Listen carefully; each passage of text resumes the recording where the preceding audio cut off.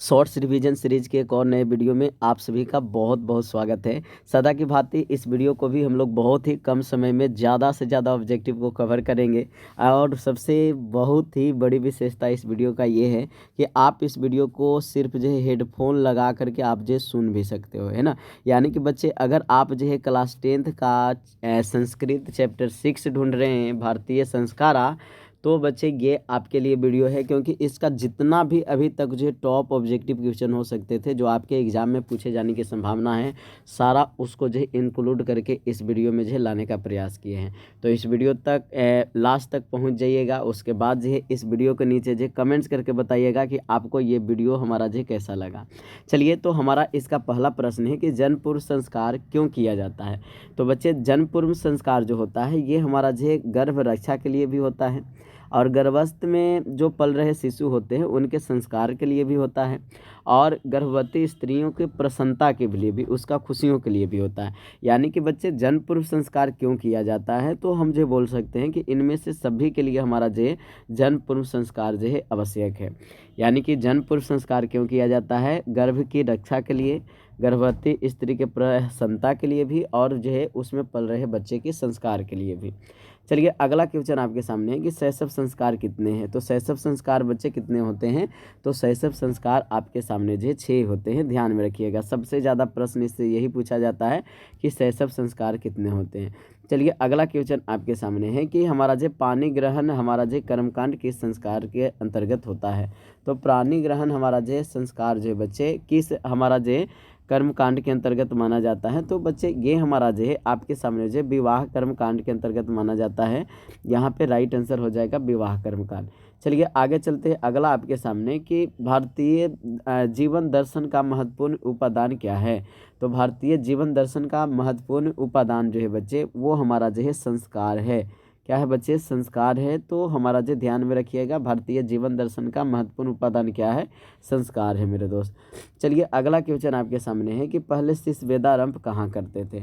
तो पहले के शिष्य जो थे बच्चे, वो वेदा आरंभ जो करते थे वो हमारा जो गुरु के गृह में, है ना, यानी कि गुरु के घर में हमारा जो आरंभ होता था, गुरुओं के पास रह करके अपना जो पढ़ाई चालू करते थे।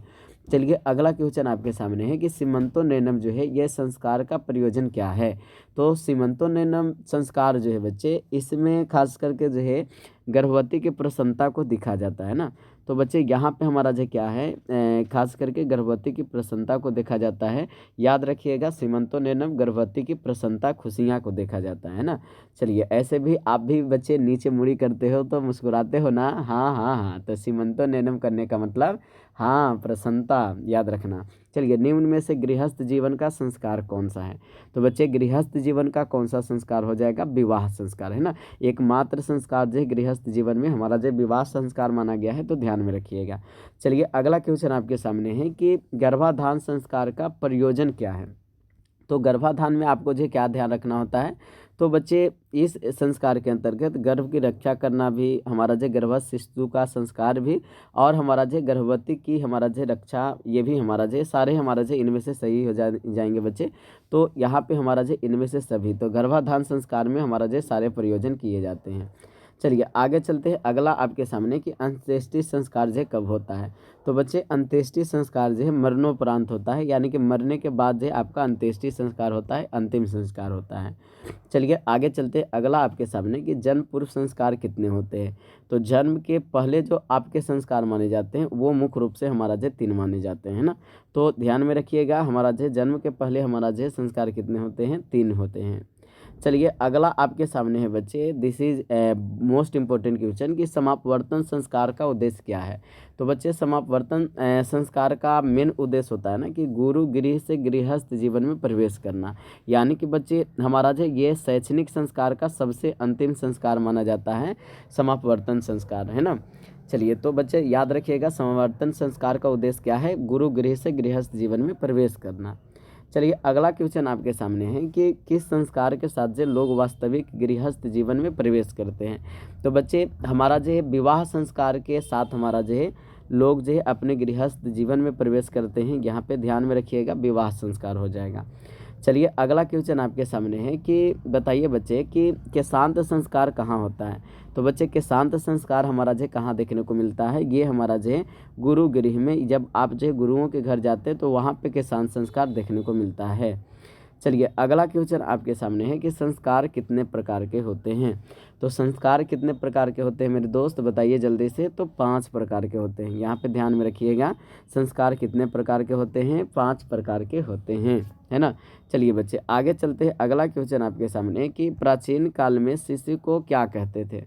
तो बच्चे प्राचीन काल जो थे बच्चे, उसमें शिशुओं को हमारा जो ब्रह्मचारी कहा जाता था। यहाँ पे राइट आंसर जो ध्यान में रखने लायक है, ब्रह्मचारी। चलिए आगे चलते हैं बच्चे। अगला क्वेश्चन आपके सामने कि वागदान किस संस्कार में होता है। तो वागदान कौन से संस्कार में होता है बच्चे, ये विवाह संस्कार में होता है, ये आप सभी को पता है। तो वागदान हमारा जो विवाह संस्कार में, याद रखिएगा मेरे दोस्त, है ना। तो वागदान किस संस्कार में होता है, विवाह संस्कार में होता है सर। चलिए वीडियो अच्छा लग रहा है लाइक करिए ना जल्दी से जी, कमेंट्स करके बताइए तो कैसा लग रहा है। चलिए हाँ अगला क्वेश्चन चलते हैं। पुंसवन संस्कार जो कब होता है। तो पुंसवन संस्कार कब होता है मेरे बच्चे, बोलिए जल्दी से। ये हमारा जो जन्म से पहले होता है सर, है ना। सी नंबर ऑप्शन यहाँ पे जन्म से पहले हो जाएगा। पुंसवन संस्कार कब होता है, जन्म से पहले। चलिए आगे अगला क्वेश्चन आपके सामने है कि गोदान किस संस्कार का मुख्य कर्म है। तो गोदान बच्चे किस संस्कार का मुख्य कर्म है। गोदान मतलब बच्चे अक्षरारंभ का हमारा जो मुख्य कर्म माना जाता है, यहाँ पे ध्यान में रखिएगा। और बच्चे ये अक्षरारंभ हमारा जो किस में देखने को मिलता है, शैक्षणिक संस्कार में, है ना। तो यही हमारा जो अक्षरारंभ यहाँ पे हो जाएगा। चलिए बच्चे आगे अगला क्वेश्चन है कि सप्तपदी कर्मकांड किस संस्कार में है ना। 7 फेरों से बने जन्मों का ये बंधन विवाह संस्कार में दिखता है ना। तो सप्तपदी संस्कार हमारा जो विवाह संस्कार के अंतर्गत आता है सर, है ना। चलिए अगला आपके सामने क्वेश्चन है कि भारतीय संस्कृति में कितने संस्कार होते हैं, है ना। कितने संस्कार होते हैं बच्चे, बताइए जल्दी से। 16 संस्कार सर, है ना। बहुत अच्छा, क्या बात है बच्चे, आप तो कमाल कर दिए, याद हो गया आपको, है ना। चलिए अगला क्वेश्चन आपके सामने है कि भारतीय संस्कृति की अद्वितीय विशेषता क्या है ना। बताइए। तो भारतीय संस्कृति की अद्वितीय विशेषता है कि यहाँ पे हमारा जो है संस्कारों को मनाया जाता है ना। तो संस्कार हो जाएगा बच्चे। तो भारतीय संस्कृति की अद्वितीय विशेषता क्या है, संस्कार, है ना। चलिए आगे बच्चे आपके सामने कि भारतीय संस्कार कितने होते हैं, है ना। तो अभी जाने हम लोग 16 होते हैं, है ना। चलिए तो डी नंबर ऑप्शन यहाँ पे सही हो जाएगा। चलिए अगला क्वेश्चन आपके सामने। अगला क्वेश्चन क्या है बच्चे, संस्कारों को कितने भागों में बांटा गया है। तो संस्कारों को कितने भागों में बांटा गया है, बताइए जल्दी से। तो संस्कार जो है 5 भाग में बांटे गए हैं, ध्यान में रखिएगा, है ना। संस्कार कितने भाग में बांटे गए हैं बच्चे, तो 5 भाग में बांटे गए हैं। अभी भी लाइक नहीं किए हो ना, कर दो कर दो कर दो जल्दी से, कितना मज़ा आ रहा है। चलिए आगे बच्चे, भारतीय जीवन में किस काल से संस्कारों का महत्व चला आ रहा है बच्चे, है ना। तो भारतीय जीवन में जो है बच्चे प्राचीन कालों से ही हमारा जो है संस्कारों का महत्व चलते आ रहा है। तो बच्चे यहाँ पे प्राचीन काल से याद रखिएगा।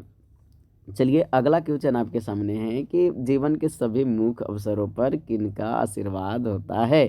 तो बच्चे हम लोग जो है अपने वरिष्ठों का आशीर्वाद लेते हैं, बड़े जनों का लेते हैं। तो बच्चे यहाँ पे हम जो क्या राइट आंसर मारेंगे, वरिष्ठों का, है ना। तो बच्चे हम लोग जो किसी भी संस्कार में जीवन के सभी मुख्य अवसरों पर किनका आशीर्वाद लेते हैं, तो वरिष्ठों का लेते हैं सर, है ना। बहुत अच्छा, क्या बात है बच्चे, आप लोग तो तुम बिल्कुल जो है बढ़िया बच्चे बन गए हो, वाह वाह वाह वाह।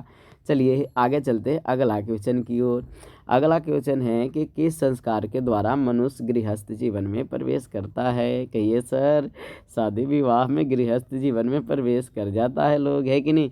चलिए तो विवाह संस्कार आपके सामने आंसर हो जाएगा, वाह वाह वाह वाह वाह वाह वाह वाह वाह वाह वाह वाह वाह वाह वाह, है ना। चलिए बच्चे आगे चलते, अगला आपके सामने, अगला प्रश्न आपके सामने कि अंतिम शिक्षा संस्कार का नाम क्या है। अब ये बताए थे समापवर्तन जो हमारा है बच्चे, ये अंतिम शिक्षा संस्कार है। तो बी नंबर ऑप्शन यहाँ पे समापवर्तन राइट आंसर हो जाएगा, है कि नहीं। चलिए बच्चे अच्छा लग रहा है ना वीडियो, जल्दी से कमेंट्स करके बता दो ना जी कैसा लग रहा है ना। जल्दी से कमेंट्स करके बताइए बच्चे, जल्दी से कमेंट्स कीजिए नो। चलिए अगला आपके सामने बच्चे, अगला क्वेश्चन आपके सामने कि विवाह संस्कार के अंतर्गत क्या नहीं आता है ना। विवाह संस्कार के अंतर्गत क्या नहीं आता, बताइए बच्चे जल्दी से। तो बच्चे विवाह संस्कार के अंतर्गत हमारा जो है गोदान संस्कार नहीं आता, क्योंकि बच्चे गोदान तो अक्षरारंभ का हमारा जो है एक काम है ना, यानी कि शैक्षणिक संस्कार के अंतर्गत आता है।